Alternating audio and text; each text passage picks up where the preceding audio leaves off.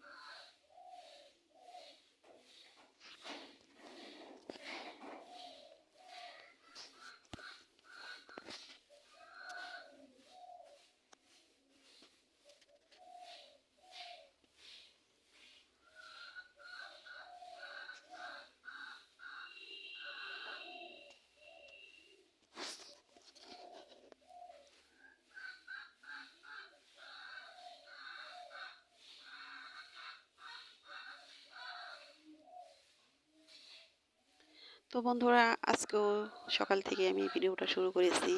সকালে হাঁটতে বেরিয়েছিলাম, সেখান থেকে এসে আগে আমি উঠানটা ঝাড়ু দিতেছি। তো সকালবেলা উঠে যে বাড়ির উঠানে আমার এই যে একটা আম গাছ আছে, আমার মুরগির ঘরের উপরে একটা আম গাছ আছে, সেখানে ঘুঘু পাখির বাসা করেছে। সেই ঘুঘু পাখির ডাক, তার পাশে আছে আবার কবুতর। এই তিনটা মিলে এই ডাকগুলো শুনতে আমার খুব ভালো লাগতেছে, সেগুলো আমি আপনাদের সাথে শেয়ার করলাম। তো সকালবেলা এই ডাকগুলো শুনতে আমার খুব ভালো লাগে। হয়তো সারাদিন ওরা ডাকাডাকি করে, কিন্তু ওগুলো ওইভাবে শোনা যায় না, ওগুলো খেয়াল করা হয় না, কারণ বাড়ির মধ্যে সবাই সবার সাথে কথা বলি, অন্য কাজে ব্যস্ত থাকি, আর চারপাশে অন্যরকম একটা শব্দ। আর এখন তো একদম চুপচাপ চারপাশ, শুধু পাখির ডাক, কবুতরের ডাক, মুরগির ডাক, এগুলোই শোনা যেতেছে। তো সেগুলোই আমি আপনাদের সাথে শেয়ার করলাম। তো গ্রাম মানে সুন্দর, গ্রামীণ পরিবেশ আমার খুব ভালো লাগে। আমরা সাদামাটা গ্রামীণ জীবন যাপন করি, খুব ভালো লাগে। তো আমরা গ্রামে থাকি, হয়তো গ্রামীণ জীবন আমাদের কাছে ভালো লাগে, আবার অনেকে আছে গ্রামে থেকেও গ্রামীণ জীবন তাদের ভালো লাগে না, শহর ভালো লাগে। তো এক একজনের এক এক রকম ইচ্ছা, এক এক রকম অনুভূতি, এক এক রকম ভালো লাগা, এক এক রকম ভালোবাসা। তো সবার সাথে তো আর সবটা মিলবে না, তবে আমার গ্রাম খুব ভালো লাগে, আমি গ্রামকে ভালোবাসি। গ্রামের কোলাহল মুক্ত পরিবেশ আমার কাছে খুব ভালো লাগে। তো বন্ধুরা, ভিডিও শুরুতে বলতেছি যে বন্ধুরা আমার ভিডিওতে এই মুহূর্তে যুক্ত হয়েছেন, তো ভিডিওতে যদি লাইক দিতে ভুলে যান, অবশ্যই একটা লাইক দিয়ে আমার ভিডিওটা কন্টিনিউ করবেন। একটা লাইক আমাদের কাছে অনেক গুরুত্বপূর্ণ, অনেক একটা বড় বিষয়, এটা আমরা সবাই জানি। আর যে বন্ধুরা নতুন অবস্থাতে আমার এই ভিডিওতে যুক্ত হচ্ছেন, এই ভিডিওটা দেখতে দেখতে যদি কোথাও একটু ভালো লেগে থাকে, তাহলে অবশ্যই সাবস্ক্রাইব করে আমার পাশে থাকবেন। পরবর্তী ভিডিও দেখার সময় অবশ্যই লাইক দিবেন, কমেন্ট করবেন। এটা আমি আপনাদের কাছ থেকে চেয়ে নিলাম, বলতে পারেন এটা আমি চাইলাম আমি আপনাদের কাছে। তো চাইলে তো দিতে হয়, তাই না? তো আশা করি যে যেভাবে চাইলাম সেভাবে আপনারা মন থেকে ভালোবেসে আমাকে সাপোর্ট করবেন। আমি যে চাইলাম আমার চাওয়াটা পূরণ করবেন। আর বন্ধুরা, আমিও আপনাদের সাপোর্ট করব ইনশাআল্লাহ। তো কথা বলতে বলতে আমার সকালের কাজ শেষ, এখন আমি রান্না করব। কোন জায়গার মাছ এটা? যে বাজারে না কোন জায়গা? আপনার বাররা থেকে আসছেন না? মাছের কি মাছের দিবেন? পুরি, কার্পু, নোরা, সিলভার বিকেট, এগুলো তো মানে খুব খায়, তাই না দিলে? আর এই মাছ চাষের মাছ যে পুকুর আছে, সেই পুকুরে তো এই পানাগুলা মানে হয় না, তাই না? এগুলা বস্তা করে কি গাড়িতে করে নেবেন? তো বন্ধুরা, আমি খিচুড়ি রান্না করব হলো পোলাও পাতা দিয়ে। সে পাতাটা আনতে গিয়ে দেখি আমার ঘরের পিছনে যে একটা পুকুর আছে, সে পুকুরে থেকে পানাগুলো তুলে নিতেছে এই লোকগুলো। অনেকগুলা লোক আসছে, খেয়াল করলাম। অনেক পানি আর অনেক এই কচুরিপানা হয়েছে, এগুলো প্রতি বছরই এসে নিয়ে যায়। নিয়ে এগুলো নাকি চাষের যে মাছ আছে সে মাছগুলোকে দেয়। তো সেটাই আমি আপনার সাথে শেয়ার করলাম, কথা বললাম। লোকটা বলল সব কিছুই। এগুলো পালা যে মাছ সে মাছগুলো দেয়, মাছগুলো নাকি অনেক খায় পানাগুলো। তো ওই পুকুরে তো আর মাছ নাই, কয় এই পুকুরে যদি মাছ থাকতো তাহলে এই পানাগুলো থাকতো না, এগুলো খেয়ে ফেলাইতো। আর যে পুকুরে এই মাছ চাষ হয় সে পুকুরে নাকি এই পানা থাকে না। তো অত কিছু তো জানি না, আমি কথা বলে আর কি বুঝতে পারলাম এই। তো আমি আজকে খিচুড়ি রান্না করব, হলো পোলাও পাতা দিয়ে একটু নরম করে খিচুড়ি রান্না করব। তো শীতের সকালে খিচুড়ি খাইতে অনেক ভালো লাগে। তো আমার যখন নতুন নতুন বিয়ে হয়, আমি যখন এ বাড়িতে আসি, আমার শাশুড়ি, দাদি শাশুড়ি খিচুড়ি রান্না করতে হলো মাসকলাইর ডাল দিয়ে, সরিষার তেল দিয়ে হাতে মেখে খিচুড়ি রান্না করতো। শীতের সকালে বসে বসে খাইতাম, এত মজা লাগতো, মানে খুবই ভালো লাগতো। ওই খাবারগুলো মিস করি।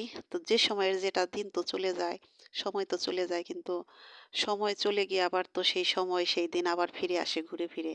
সেই সময়টা আবার আসে, তখন সেটা মনে পড়ে। তো আমারও আজকে সে কথা মনে পড়ে। শুধু আজকে না, যতবার শীত আসে ততবারই এই খিচুড়ি রান্না করতে গেলে সেগুলো মনে পড়ে। তো বলি যে আপনারা যে রান্না করছেন যে মজা লাগছে, এখন তার চেয়ে মনে হয় একটু ভালো করে রান্নার চেষ্টা করি, তাও ওই রকম ভালো লাগে না। তো আমার দাদি শাশুড়ি বলে যে তোমরা তো বেশি ভালো করে রান্নার চেষ্টা করো, সে কারণে হয়তো ভালো লাগে না। বন্ধুরা, সময়ের সাথে সাথে সবকিছুর পরিবর্তন ঘটায়। যেমন আগের দিনের মানুষের ভালোবাসা আর এখনকার ভালোবাসা অনেক ব্যবধান।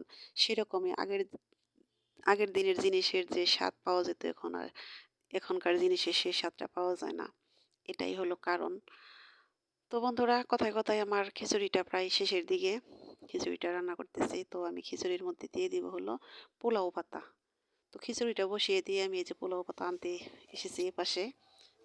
তো এখান থেকে আমি কিছু পোলাও পাতা নিয়ে খিচুড়িতে দেব।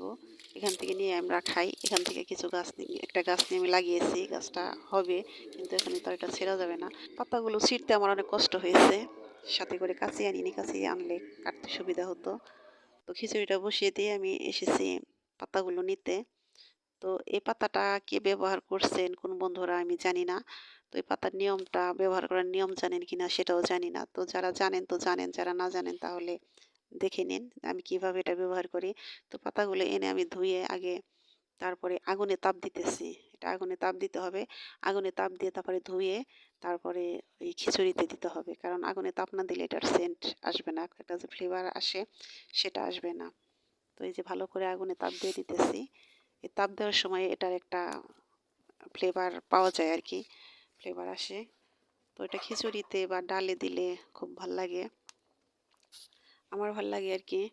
এখন আপনাদের কেমন লাগে আমি জানি না। তো খেয়ে দেখবেন। তো এই পাতাটা কার কার পছন্দ, কে কে এটা খান, কমেন্ট করে আমাকে জানাতে পারেন। তো বন্ধুরা, আমার ভিডিওটা দেখতে দেখতে যদি লাইকটা দিতে ভুলে যান, অবশ্যই লাইক দিয়ে আমার পাশে থাকবেন, আমাকে কমেন্ট করবেন। আর যে বন্ধুরা এই কাজটি করে দিয়েছেন সে বন্ধুদের অসংখ্য অসংখ্য ধন্যবাদ। অনেক অনেক দোয়া ও অনেক অনেক শুভকামনা সে বন্ধুদের জন্য।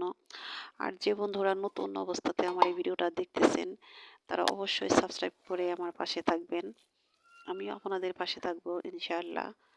তো গল্পে গল্পে কথায় কথায় রান্না বান্না শেষ, আমার গল্পটাও শেষ। আমার ভিডিওটা কেমন লাগলো অবশ্যই আমাকে কমেন্ট করে জানাতে পারেন। তো আপনারা সবাই ভালো থাকেন, সুস্থ থাকেন। আপনাদের শুভকামনায় আজকের মতো এখানেই বিদায় নিচ্ছি। আল্লাহ হাফেজ। আসসালামু আলাইকুম।